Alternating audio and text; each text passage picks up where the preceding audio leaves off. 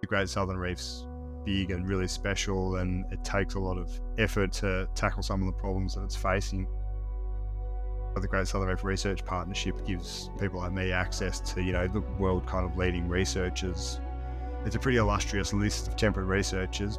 That gives agencies like ours access to that kind of expertise. So these are people that have been working on the Great Southern Reef for decades and decades and know it inside out and know intimate details about obscure species and things like that you can just ask, what do you think's going on here?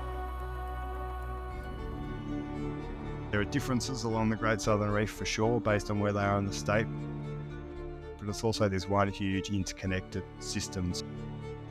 So what the guys are learning over in Western Australia and up in central New South Wales and down in Tasmania is really valuable for us to understand what's also going on in Victoria, what might be happening here, what are questions we should be asking down here, and also developing those management approaches to how we tackle these problems, because we've got shared common problems across the entire extent of the reef. And Centros, that's a classic example that's affecting 3 states, and climate change is affecting the whole world.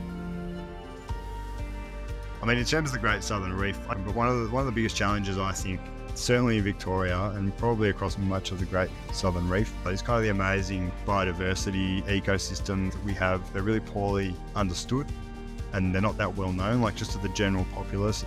Having public support as well as a public that's really engaged and aware of these issues is so critical for social license.